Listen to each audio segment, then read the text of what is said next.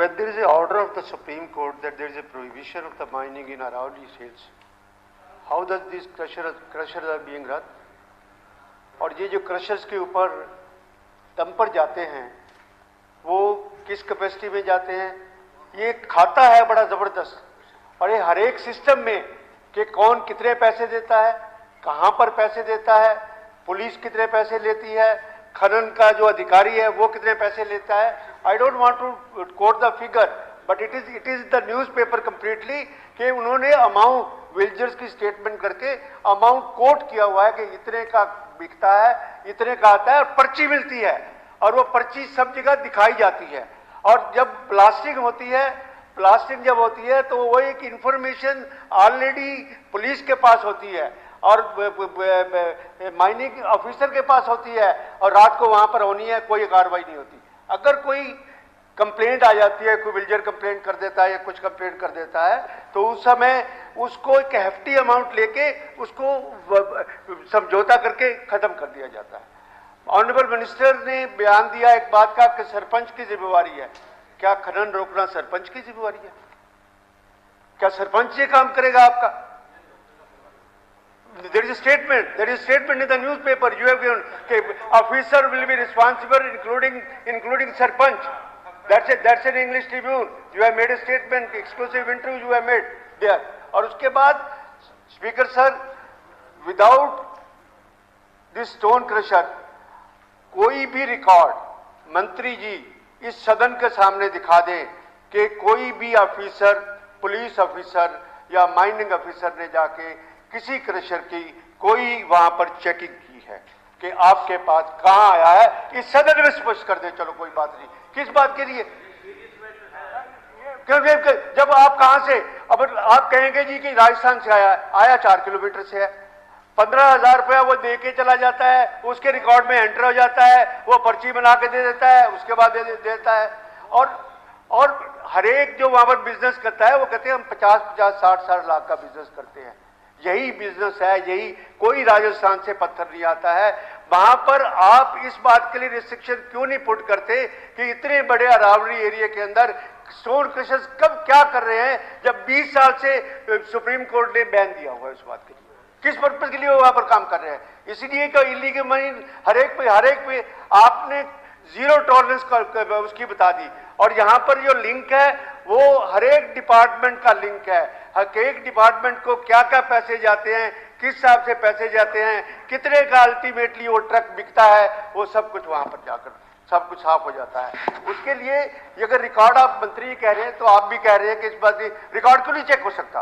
क्यों नहीं mining officer जाके वहां पर चेक करता कि आपके यहाँ स्टॉक में कितना आया है, ये स्टोन कहां से आया, इसकी पर्ची दिखाइए, और उसके ऊपर इनिशियल करे. वो पुलिस ऑफिसर, डीएसपी ऑथराइज करे, इंस्पेक्टर ऑथराइज करे. हाँ जी, ई रवाना बाहर निकलता है ना, जब आता है तब कहाँ है रिकॉर्ड? जब आता कहां से रिकॉर्ड, कहां से आता है? क्या राजस्थान से सामान आके और आप उसको सप्लाई करेंगे क्या? अपनी बात कहना, भाषण देना ठीक है. पत्थर आएगा 100 किलोमीटर से, आप ऐसा नहीं है जिस पर आगे माल आता हो, पर्ची होती ई रवाना के निकलता हो, और कोई ऐसा बिना पोल्यूशन के, बिना परमिशन के एक भी क्रशर पूरे मेवात में जो भी है परमिट है और परमिशन के बिना नहीं चलता है. कहना आसान है. ये आंकड़ा दिखाई नहीं देता कितना बड़ा आंकड़ा है कि 7 साल में कितना आंकड़ा है, 4 साल में कितना. ये प्रयास ही तो है. प्रयास के कारण जब बंद करें, जब तो रेवेन्यू कलेक्शन हुआ है. ये भी हमसे 7 साल पहले थे अपना रेवेन्यू कलेक्शन. जब हमने प्रयास कराया, मुकदमे दर्ज करें. मैं आप बीच साहब ने ये कहा कि judicial inquiry in process. Where is the judicial inquiry? It is a statement of the minister. It's a statement of the home minister. The judicial process under process. ये आपका ना बयान दिया हुआ, आपने उस बात के लिए क्या जुडिशियल इंक्वायरी आज ही इंस्टीट्यूट कर दे जुडिशियल इंक्वायरी? बिल्कुल मैंने दिया हुआ है और मैंने लिख के दिया हुआ है डिपार्टमेंट को कि इसकी जुडिशियल इंक्वायरी करवाई जाए. Why the chief minister is not ordering for takes time, for a judicial inquiry? Make any retired session judge, any retired judge of the High Court. Actually पर्यावरण की धज्जियां उड़ गई हैं. और ये मैं नहीं कहता कि इसकी ये हुआ, इसके ये हुआ, पर खनन माफिया मिली भगत से पिछले 8 सालों में सारी अरावली को खा गया। सारा पर्यावरण का भट्ठा बैठ गया। रोज सुप्रीम कोर्ट के अंदर शोर मचता है, एनजीटी शोर मचाती है, उसके बाद सरकार के कोई कान जो ही नहीं रहती किसी हालत में। Why this is protection by the government, why protection of the officer, why protection of the mining officer and why protection of the politicians also, that is also there. अध्यक्ष महोदय, सुझाव सभी अच्छे हैं, बातभूषण जी के, बत्रा जी के, ऐसा नहीं कि सुझाव में कोई कमी है, लेकिन जब इम्प्लीमेंटेशन होती है उस समय ट्रेड के लोग भी, इस इंडस्ट्री के लोग भी, जनरल पब्लिक भी और हमारे सदन के सब सदस्य साथी भी, इन सब की रिप्रेजेंटेशन हमने सुनी है। मैं आपको नो का ही उदाहरण देता हूं, और ऐसे तीनों विधायक आए, इन्होंने कहा कि ठीक है वहां माइनिंग बंद है, लेकिन राजस्थान से जो माइनिंग के आते हैं, मटेरियल आता है, उसकी क्रशिंग के लिए तो इन क्रशर्स को चलने दो। उधर आप कह रहे हैं कि कोई राजस्थान से आता नहीं है, सब वहीं से खनन होकर के वहां के क्रशर चलते हैं। उन क्रशर रजिस्टर्ड क्रशर्स हैं, और रजिस्टर्ड क्रशर्स का जब चेकिंग की गई तो वहां उनके जो उनका स्टॉक है इन रजिस्टर और फिजिकल, बहुत बड़ा अंतर उसमें मिला है।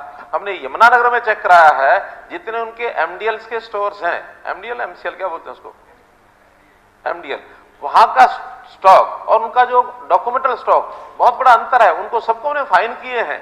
अब ये बिजनेस का वहां पर जिस प्रकार का चलता है, वहां हर गाड़ी के साथ या हर वहां करने वाले के साथ पुलिस वाले तो उतने खड़े नहीं होते हैं, गार्ड्स हैं वो भी खड़े होते हैं, जो हमने उनकी पुलिस लगाई है वो भी वहां पकड़ते भी हैं, वाहनों को भी पकड़ते हैं, सब करते हैं। लेकिन जैसे एक स्मगलिंग टाइप मामला होता है, जैसे नारकोटिक्स के मामले को भी हम कंट्रोल नहीं कर पा रहे हैं, माइंस के मामले को भी इतने सारे केसेस होने के बाद भी ऐसा नहीं कि अभी भी उसके अंदर कोई ट्रक वाले या बाकी चोरी नहीं करते। हमारे पास सारे ये जो माइंस वाले हैं, यानी वाहन वाले ट्रक जिनके ओवरलोड करने के हमने जो चालान बढ़ाए, उनका कि हमारा ओवरलोड आप नहीं करते, ठीक है, जो एमवी में जो इसमें मोटर व्हीकल एक्ट के अंदर जितना उसका दिया हुआ है पैरामीटर्स, उसके हिसाब से हम चलाते हैं। लेकिन राजस्थान के सारे ओवरलोड ट्रक आते हैं, उनका मटेरियल जो है वो यहाँ ज्यादा वायबल हो जाता है, हमारा मटेरियल वायबल नहीं रहता, इसलिए महंगाई बढ़ेगी।